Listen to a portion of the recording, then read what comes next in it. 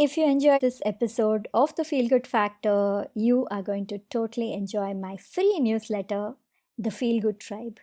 Go to my website, veganosaurus.com, veganosaurus.com/newsletter and sign up. Once you sign up, you will get a confirmation email. You have to hit confirm on that email. That's the only way you will be subscribed. If the email isn't in your inbox, then it's likely in your spam folder or your promotions folder. Please check there, mark it as not spam, and then hit confirm. As soon as you've confirmed and you're on the list, you're going to get a welcome email. Go through the email, hit reply immediately, and tell me all about yourself. I am waiting to hear back from you.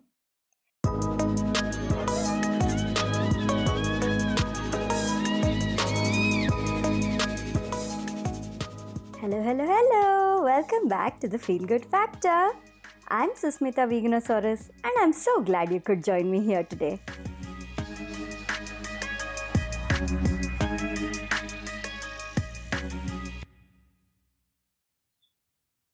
I'm going to tell you something that may sound pretty obvious. Stillness and stagnation are not the same thing. Now, the reason that I even feel the need to say this is a lot of people I know, they are so afraid of being still because they collate the two things together. They think, if I am still, that means I'm going to get stagnant. And that's not the case at all. Now think about a pond, for example. If it's a stagnant pond, it's all murky, there's nothing moving, there's barely any good life, there's only scum and algae and things like that, right? Now, picture a still pond, a clear pond. Stillness has life inside it, life moving underneath it. A very peaceful, very steady life. And stillness brings clarity. If the water is shaking all the time, there are lots of ripples and waves and splashes all the time, there is no clarity. But when the water is really still, on a good day, if there's sunlight, you can see right to the bottom of the pond, right? You can look at the beautiful stones and maybe fish that are swimming in there. Even the plants that are in there, you can see life underneath. You can see life inside that pond, inside that water. So stillness brings a lot of clarity. Unfortunately, people think if I stay still for too long, it's going to create stagnation. Actually, if you're moving around, splashing around for too long, that could also create stagnation because life gets drained out of you and then you have no choice but to be stagnant. And that's not okay.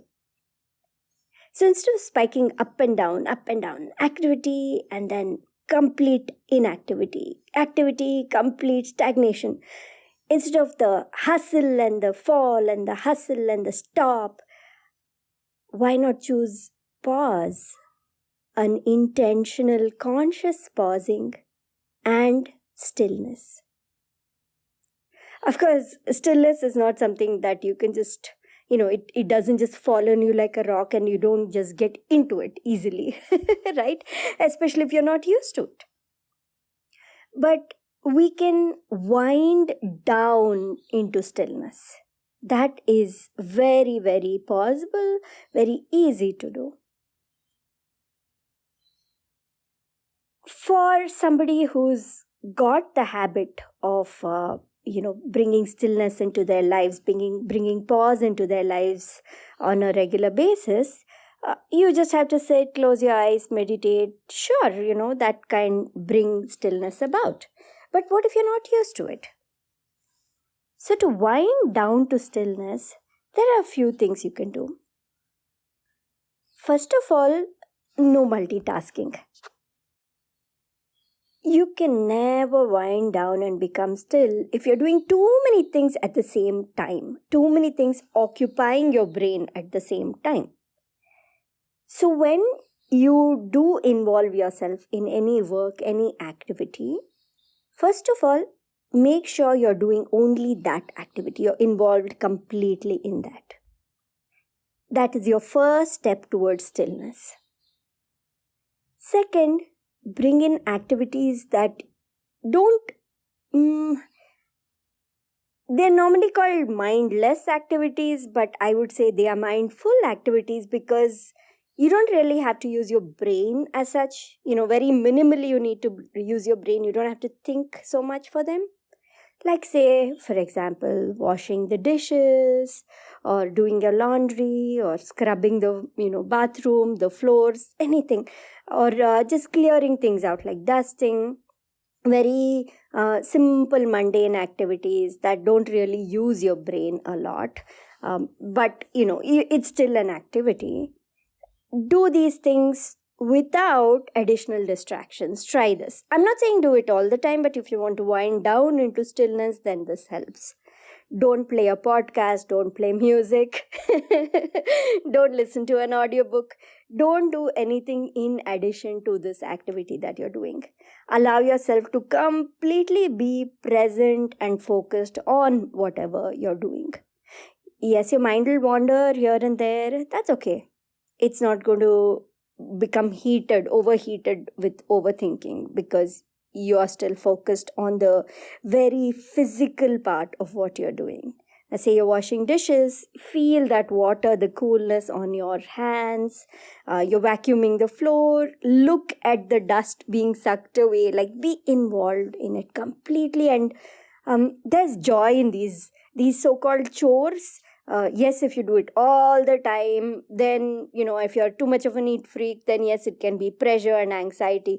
But if you do this occasionally and if you allow yourself to completely be involved in them, then there is a lot of joy and contentment and peace in it. So you're tapping into that peace and stillness.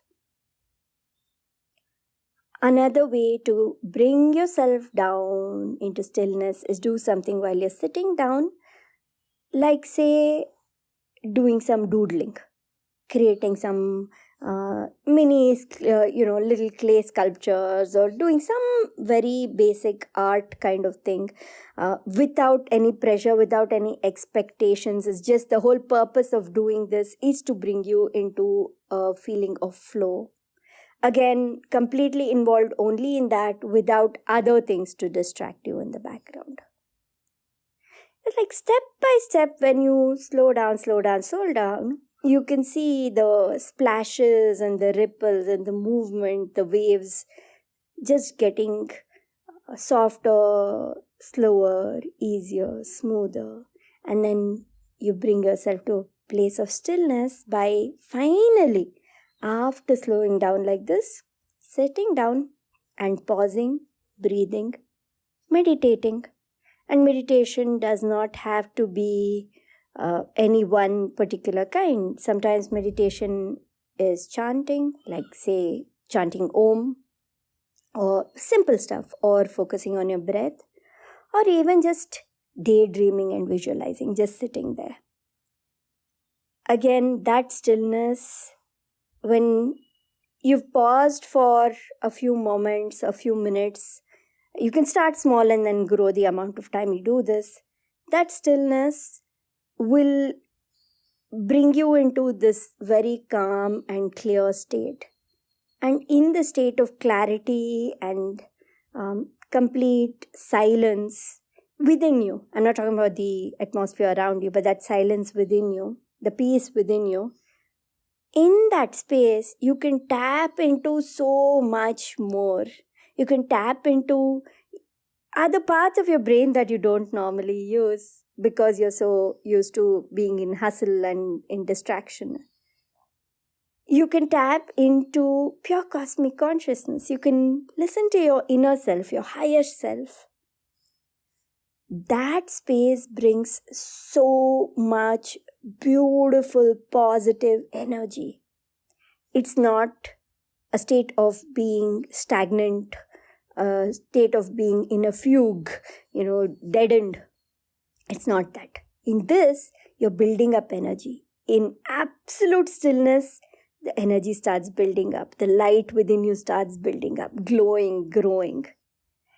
From that place, when you get up and then you start doing whatever work you do, again, no multitasking, but whatever work you do, one thing at a time, it's so much easier to be in flow state, so much easier to make the right decisions without being scattered in your mind, without feeling clueless.